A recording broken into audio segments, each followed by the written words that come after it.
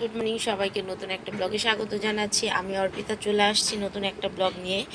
আর এটাই হচ্ছে শেষ ব্লগ, তোমাদের সাথে শেয়ার করা শেষ ব্লগ এটা আমার।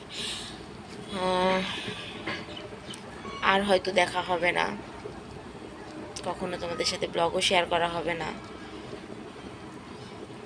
তো সকাল সকাল ভাবলাম তোমাদের সাথে এই শেষ ব্লগটা শেয়ার করে ফেলি, যেহেতু আজকে আমার এটা শেষ ব্লগ, আজকের দিনের শেষ ব্লগ। তো তোমাদের সাথে সেটাই শেয়ার করতে আসছি। তো সকালবেলা ঘুম থেকে উঠেই ফার্স্টে আমি ফ্রেশ হয়ে চলে আসছি রান্নাঘরে, যেহেতু আজকে অফ ডে। আজকে হচ্ছে সব অফিস আদালত বন্ধ, সবাই বাসায়।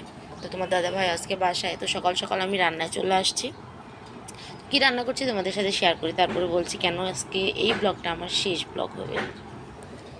তো সকালে আমি ভাত চাপিয়ে দিয়েছি, এদিকে হচ্ছে ডাল, তারপর হচ্ছে ভাজি রান্না হবে, বেগুন ভর্তা, আলু ভর্তা, এসব রান্না করছি সকাল সকাল। কারণ হচ্ছে যেহেতু বাসায় আছে, আর গতকালকেও খিচুড়ি খেয়েছি, আজকে আর খিচুড়ি খেতে ইচ্ছে হলো না। তাই আজকে ভাবলাম যে বাবার বাড়ির মতো সকাল সকাল গরম ভাত, আলু ভর্তা, বেগুন ভর্তা, সবজি এগুলো খাবো, ডাল। তো তাই রান্না করে নিলাম, আর ভাবলাম তোমাদের সাথে ব্লগটা শেয়ার করি। যেহেতু বছরে আজকে শেষ দিন,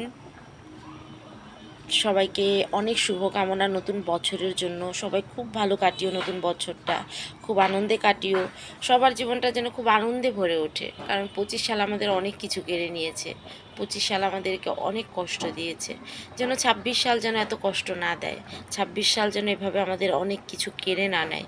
সেই সেইখানে দাঁড়িয়ে আমি তোমাদের কাছে শুধু এইটুকুই বলবো, সবাই সবার জন্য প্রে করো যেন 25 সালটা যেভাবে কেটেছে, 2026 যেন কারো জীবনে এতটা কঠোর হয়ে না কাটে। কারণ আমরা থাক নাইবা বলি, যাই হোক, এটা হচ্ছে আমার 26 সালের লাস্ট ভিডিও। কারণ আগামীকাল থেকে নতুন বছর শুরু। সবাইকে অ্যাডভান্স হ্যাপি নিউ ইয়ার, সবাইকে নতুন বছর অনেক অনেক শুভেচ্ছা, অভিনন্দন। আমার মিনি ব্লগটা এই পর্যন্তই ছিল। সকাল সকাল ফ্রেশ হয়ে আমি রান্নাঘরে এসেছি রান্না করতে, কারণ রান্নাটা কমপ্লিট করতে হবে।